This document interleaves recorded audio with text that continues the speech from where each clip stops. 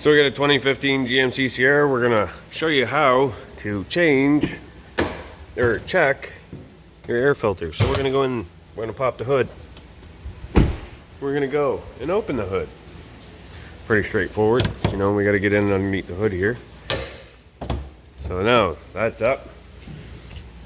We have, it's either an 8 or Phillips screwdriver, either an 8mm socket or a Phillips screwdriver. I believe we can do this. Let's do it with a screwdriver. Got a Phillips screwdriver here. So we're just going to go ahead and take these out.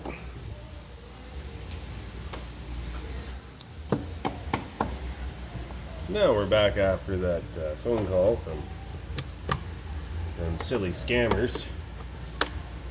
And take out the screws. I take them right out because I've had times that they've come out of the top piece and fell down and lost a screw. So, and this one here is missing a screw. My goodness.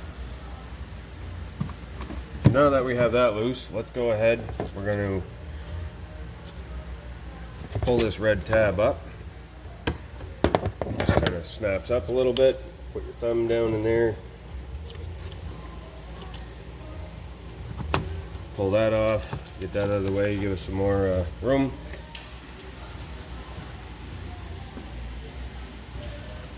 Not everybody has power tools, so we're going to use hand tools for this one. Oh, and it was loose. My goodness. Going on with this? That was already loose. Normally you have to loosen that off. Just kind of work this back and forth a little bit. Take that off. Gonna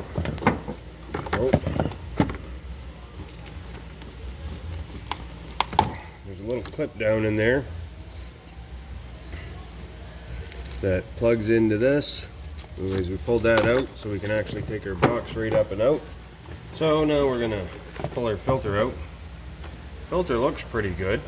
Looks white, fairly clean, but let's go do a drop test.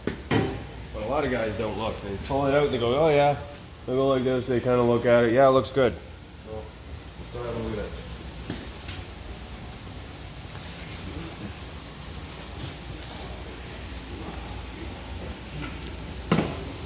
So, a black bench. It's gonna give the contrast of sand pretty good. So I wipe a little spot.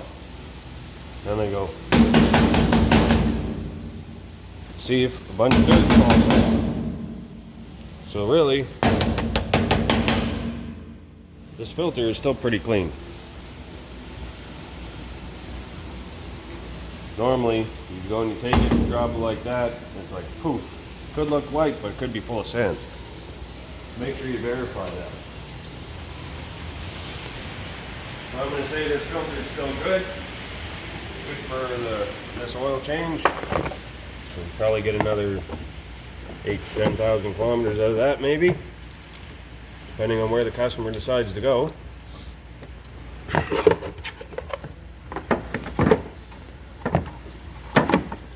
Then we're just going to reverse for installation. So we're going to put our tube back on. Not going to tighten this right away. We're going to get our box situated in place. Get that situated there. We could probably go and hook this back up. So we're going to push down. Then we're going to make sure we push our lock tab back in after it's locked into place. And down here, that little piece. Oh, you're blocking the light. Can you see? All right.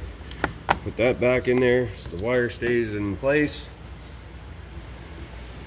This customer only has 3 screws for this air box. Should have 4. I don't think I got an extra one laying around, so we're just going to put 3 back in for him, because there wasn't a 4th to begin with. And you want to be careful with these screws because this box is made out of plastic. When it's made out of plastic, if you over tighten it, you're going to strip the plastic. So you only want to go,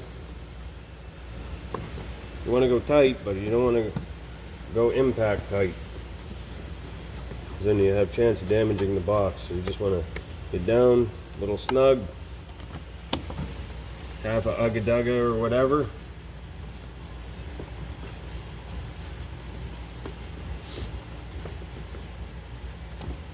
There. Now, don't forget to go and tighten your hose clamp back up for the air intake tube.